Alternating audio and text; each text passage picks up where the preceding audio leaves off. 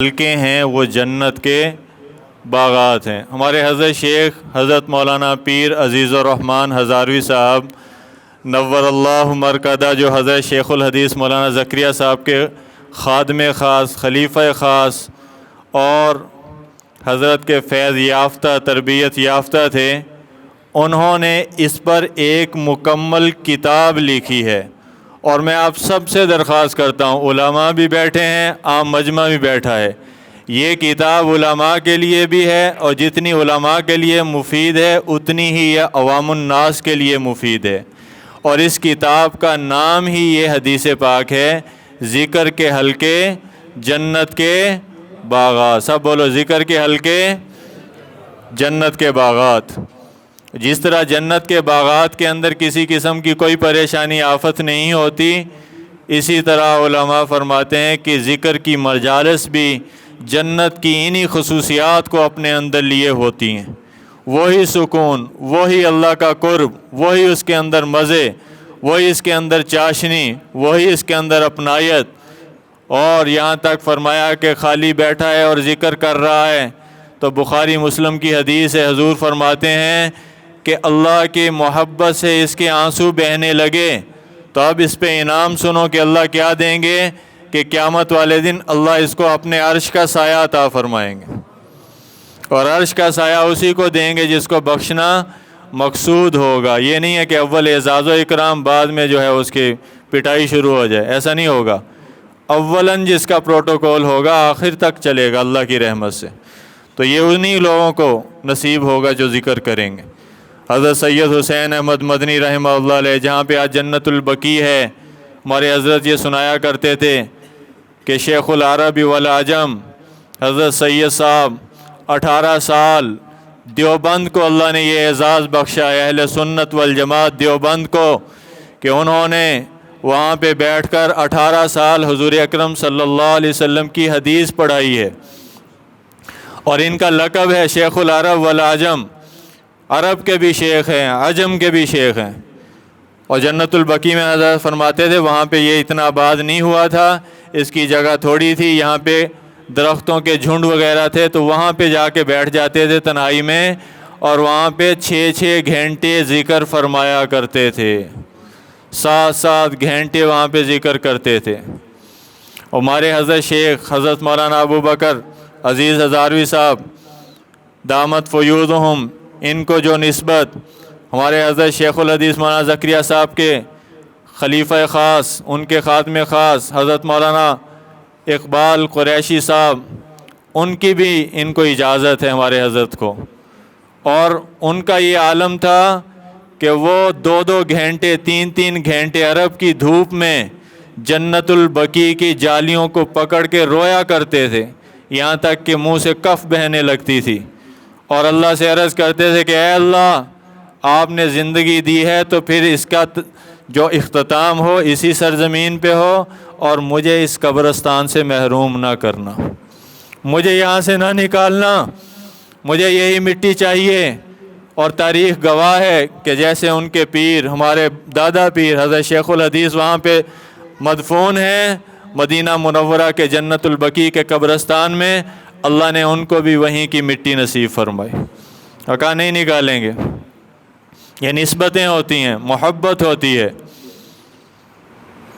اور یہ وہ قبرستان ہے، دنیا میں واحد قبرستان ہے جس کے بارے میں صحیح حدیث میں آتا ہے، حضور پاک صلی اللہ علیہ وسلم ارشاد فرماتے ہیں کہ قیامت والے دن اللہ کے دربار میں جو میرے اس شہر میں آ کے مر گیا اور میرے اس قبرستان میں دفن ہو گیا، جنت البقیع میں دفن شدہ لوگوں کے لیے میں خود اللہ کے دربار میں سفارش کروں گا۔ کیا بات، اللہ کے رسول خود ان کی سفارش کریں جو وہاں پہ تدفین ہوگی۔ تو یہ بڑے اعزاز کی بات ہے، یہ بڑے کرم کے ہیں فیصلے، یہ بڑے نصیب کی بات ہے۔ تو یہ نصیب کی باتیں ہوتی ہیں، لیکن نسبت ہم اپنے اللہ والوں سے مضبوط رکھیں، ان کا پلہ تھامیں اور ان کے ساتھ اپنا تعلق مضبوط کریں۔ میں نے الحمدللہ اپنے شیخ حضرت مولانا پیر عزیز الرحمن ہزاروی نور اللہ مرکزہ 14 سال خدمت کی، الحمدللہ 14 سال اللہ نے توفیق دی، اللہ کی توفیق سے، اپنی کوئی نہیں اس میں کہ اللہ کی توفیق ہے۔ ایسے اللہ والے کو میں نے دیکھا، ان کے قدموں میں اللہ نے جگہ دی، رہنے کی توفیق دی۔ سفر و حضر میں دیکھا کہ دنیا آج ان کی مثال لانے سے عاجز ہے، ایسا بندہ نہیں ملے گا، پھر ملنے والا نہیں۔ ایسی فقیری میں بادشاہی کر کے دکھا گئے اپنی زندگی سے، ایک ایک عمل، اور ایسا عشق حضور کا کہ جب حضور کا نام گرامی آتا تھا تو اکثر میں دیکھتا تھا کہ آنسوں کی لڑیاں جاری ہو جاتی تھیں، رونے لگتے تھے۔ ایک دفعہ وہاں پہ تھے تو کسی نے کوئی گستاخی کی تھی، تو وہ ٹیپ کے اندر بھر کے وہ تقریر لے کر آئے، تو بیٹھے تھے تو حضرت نے کہا یہاں پہ نشان لگا کے دو کہ کہاں سے کہاں تک جو ہے وہ اس نے جو مغلظات بکی ہیں، تاکہ اس کا مداوع کیا جائے، اس کا کریں ہم۔ کھول دو اس کو۔ تو وہ ٹیپ میں ڈال کے چلانے لگے تو ٹیپ کے سیل ختم۔ وہ خادم نے عرض کی حضرت ٹیپ کے سیل ختم ہو گئے۔ تو میں نے عرض کی، میں بیٹھا تھا، میں نے کہا حضرت میں ابھی لے کے آتا ہوں۔ تو حضرت نے فوراً جیب میں ہاتھ ڈالا، 20 یا 30 روپے نکالے اور فرمایا کہ جاؤ یہ رہنے دو، تم اپنے پیسوں سے، میرے پیسوں سے لے کر آؤ۔ اور پھر رونے لگے، سینے پہ ہاتھ رکھا اور وجد آفرین ایک لہجہ اختیار ہو گیا، اور روتے ہوئے فرمایا کہ ہم اللہ کے رسول پر ایمان لائے ہیں، ہم اللہ کے رسول کی عزت کا تحفظ کریں گے، اپنے مال سے بھی اپنی جان سے بھی۔ ایسے اللہ کے ولی 2 مرلے کے مکان میں ساری زندگی گزاری، فرماتے تھے یہ میرا نہیں، یہ میری مسجد کا مکان ہے، ساری عمر وہاں پہ رہے۔ اور فرماتے تھے کہ جب میں اپنے گھر جاتا ہوں مجھے یوں محسوس ہوتا ہے کہ اللہ نے پوری کائنات مجھے دے دی ہے۔ یہ ہے حضور کی اتباع کا مزہ، حضور کی اطاعت کا مزہ۔ ایک دفعہ وہاں پہ خانقاہ میں جمعہ پڑھا رہے تھے، رونے لگے حضرت، اور روتے ہوئے فرمایا کہ کبھی کبھی مجھے غصہ آتا ہے اپنے اوپر۔ کس بات پہ غصہ آتا ہے؟ اب سنو، ہمیں تو غصہ آتا ہے نا کہ ہم غریب ہو گئے، کچھ کمانے کے لیے نہیں ہے، پیسے کھانے کے لیے نہیں ہے، ہمارے پاس جو ہے افلاس ہے، بھوک ہے، ہم اس بات پہ روتے ہیں، ساری قوم اس بات پہ رو رہی ہے اور اس بات پہ غصہ آ رہا ہے۔ اور ہمارے شیخ کس بات پہ غصہ کر رہے ہیں یہ بھی سن لیں۔ فرمایا کہ مجھے اس بات پہ غصہ آتا ہے، کبھی کبھی مجھے اپنے اوپر غصہ آنے لگتا ہے کہ تیرے پاک حبیب صلی اللہ علیہ وسلم کے گھر کے اندر یہ 2 چارپائیاں بھی نہیں تھیں جو تیرے گھر کے اندر پڑی ہوئیں، جو تیرے گھر کے اندر ہیں۔ اور فرماتے تھے چند 100 روپے ترکے کے اندر چھوڑے، سب کچھ لٹا گئے، لگا گئے دین پہ، لیکن نام آج بھی ان کے زندہ ہیں، اور قیامت کی صبح تک انشاءاللہ انہی شخصیات کے دم قدم سے دنیا آباد رہے گی، چلتی رہے گی، اور ان کے نام کی روشنی دنیا کے اندر پھیلتی ہی رہے گی۔ ان کے نام کی خوشبو کبھی ختم نہیں ہوگی، اللہ نے اڑائی ہے، تو اللہ کے رسول پہ اپنی جانیں فدا کر کے۔ تو ان روحانی نسبتوں، اور ہمارے حضرت شیخ کی جو تربیت تھی نا عجیب تھی۔ رمضان میں راتیں دیکھیں، کیا راتیں تھیں۔ تو ہمارے حضرت شیخ بھی اکثر فرماتے کہ ہمارا بچپن اس طرح گزرا کہ مولانا ابو بکر صاحب کہ عید کی نماز پڑھی، باقی بچے کھیلنے کے لیے، ہمیں آرڈر ہوتا تھا کہ ادھر آ جاؤ، مصلی پہ کھڑے ہو کے 5 سپارے سناؤ مجھے۔ عید کا دن یوں گزرتا تھا۔ رمضان کی راتیں میں نے خود دیکھی، حضرت فرماتے ہیں میں نے اپنی آل اولاد سے قرآن سنتا ہوں، اپنے پوتوں سے، بیٹوں سے، ساری رات سنتے تھے، ساری رات۔ یہ نہیں کہ 1 منٹ کا وقفہ، 2 منٹ کا وقفہ، ساری رات رمضان کی اس طرح گزرتی تھی۔ آہو بکا میں، گریہ وزاری میں، دعاؤں میں رو رہے ہیں امت کی خاطر۔ شفیق الامہ، اتنا درد میں نے نہیں دیکھا کسی میں۔ میں نے آج تک کسی عالم کو ایسا گریہ کرتے نہیں سنا، نہ دیکھا۔ ساری رات رو رہے ہیں، عجیب درد ہے، عجیب کیفیات ہوتی تھیں۔ تو یہ فیضان نظر ہے۔ تو اس لیے محترم عزیزوں، ان ہستیوں کا آنا، مل جانا، ان کا تعلق حاصل ہو جانا، یہ غنیمت ہے اور حقیقتاً اللہ کی بہت بڑی نعمت ہے۔ اس کی قدر کریں، اس کی لاج رکھیں، اپنی نسبت کو مضبوط کریں۔ اللہ والوں کے ہاتھ میں ہاتھ دے کے جو چلتا ہے تو اللہ اس کی منزلوں کو آسان فرما دیتے ہیں۔ مجھے سہل ہو گئیں منزلیں کہ ہوا کے رخ بھی بدل گئے، تیرا ہاتھ ہاتھ میں آ لگا کہ چراغ راہ کے جل اٹھے۔ چراغ جل اٹھتے ہیں راہوں کے۔ حضرت مولانا احمد صاحب فرماتے تھے کہ یہ وہ راہ محبت ہے کہ یہاں پہ کسی کے ساتھ کسی کے پیچھے چلنا پڑتا ہے، ہمیں نہیں کہ منہ چاک کے ادھر نکل گئے تھے ادھر نکل۔ وہ فرماتے تھے کہ یہ راستہ اگرچہ بہت مشکل ہے، یہ راستہ اگرچہ بہت مشکل ہے، لیکن آسان ہو جاتا ہے جب کسی صاحب نسبت کی رہنمائی میسر آ جاتی، جب کسی صاحب نظر صاحب بصیرت کا ہاتھ ہاتھ میں آ پڑتا ہے تو یہ آسان ہو جاتی ہیں منزلیں۔ اور فرماتے تھے کہ اکیلے نہ چل سکو گے محبت کی راہ میں، اکیلے نہ چل سکو گے محبت کی راہ میں جا رہا ہوں آپ میرے ساتھ آئیے، میں جا رہا ہوں آپ میرے ساتھ آئیے۔ قریب جلتے ہوئے دل کے اپنا دل کر دے، یہ آگ لگتی نہیں لگائی جاتی ہے۔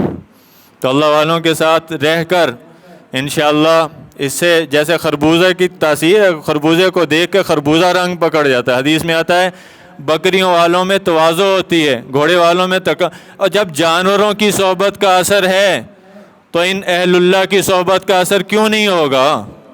اپنے بچوں کو بھیجو تو صحیح ان علماء کے پاس، ان مجالس میں، مدارس میں، مکاتب میں بھیجو تو صحیح، اپنے آپ کو ساتھ ان کے کرو تو صحیح۔ یہ تبلیغی جماعتیں ہماری، یہ مدارس، یہ علماء، یہ خانقاہیں، انہی کے دم قدم سے تو دین کے نقشے آباد ہیں۔ تو اس لیے محترم عزیزو، ان کے ساتھ اپنے تعلق کو بنائیں۔ آپ نے دیکھا افغانستان میں اور سارے مدرسے سے پڑھے ہوئے ملا آج وہ ملک چلا رہے ہیں، قوم کو چلا رہے ہیں، معاشرے کو چلا رہے ہیں، اور پوری دنیا ان کا منہ دیکھ رہی ہے کہ کیا کر رہے ہیں، اور وہ بھی ان کی صلاحیتوں کا لوہا ماننے پہ مجبور ہو چکے ہیں۔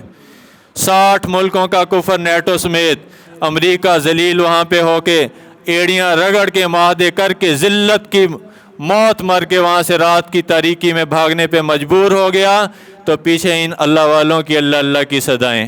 ہمارے حضرت شیخ کا جہاد افغانستان میں بہت بڑا حصہ ہے، آپ کو بتا دوں آج ملا عمر رحمۃ اللہ علیہ کے ساتھ ہمارے حضرت کی ڈیوٹی لگائی تھی حضرت مولانا شیخ الحدیث حضرت مولانا شیر علی شاہ صاحب اکوڑا خٹک والے۔ انہوں نے حضرت کو حکم دیا تھا کہ مجاہدین افغانستان کو ذکر جو کرائے گا، بیعت جو کرے گا، وہ تم کرو گے۔ ہمارے حضرت وہاں پہ ذکر کے لیے جایا کرتے، اور حضرت فرمایا تواڈے طرح ذکر نہیں کرتے مجاہد کہ 15 منٹ ذکر کیتا تھے اٹھ کے بھاگ گئے، وہ کہتے گھنٹوں ذکر کرتے ہیں۔ اور فرماتے تھے یہ حقانی نیٹ ورک جس سے آج امریکہ کامتا ہے، حضرت مولانا حقانی صاحب میرے ساتھ حج کے سفر میں تھے، فرماتے رات کے اٹھ کے ان کا رونا میں نے دیکھا، بچوں کی طرح تڑپتے تھے، روتے تھے اللہ کے۔ اور یہ وہ طاقت ہے جو انسان کو کفر کے سامنے کھڑا کر دیتی کہ لاؤ 60 ملکوں کا کفر اکٹھا ہو گیا، امریکہ بھی آ گیا، ایٹمی پاور، سپر پاور، اور ایسی مار ماری ہے وہاں پہ اللہ نے، ایسی ضرب لگائی ہے اللہ نے اپنی طاقت کی ان پہ کہ آج تک وہ تل ملاتے پھر رہے ہیں، ٹھکانہ نہیں مل رہا۔ اور ہمارے یونیورسٹیوں کے پڑھے ہوئے اور ہمارے ملک کے جو بیوروکریٹ اور اعلیٰ ڈگری یافتہ، اور یہ بھی آپ کے سامنے، اور حالات بھی آپ کے سامنے، اور ان کے حالات بھی شریعت نافذ ہونے کے بعد آپ کے سامنے۔ تو اس لیے محترم عزیزو، علماء سے تعلق بنائیں، یہ ہماری ضرورت ہے، دنیا میں بھی آخرت میں بھی۔ ان کے خدام میں شامل ہوں، مدارس کے ساتھ تعلق بنائیں، خانقاہوں کے ساتھ، اہل اللہ کے ساتھ اپنے تعلق کو جوڑیں۔ اللہ تعالی ہم سب کو اس کی توفیق نصیب فرمائے۔ بات میں لمبی کر گیا، اللہ تعالی معاف فرمائے۔ حضرت مولانا مفتی احسان الحق صاحب کو دعوت دیتا ہوں کہ اپنی پیاری اور سریلی آواز میں حضور انور صلی اللہ علیہ وسلم کی مدح و ثنا بیان فرمائیں اور آپ کو بھی محظوظ فرمائیں۔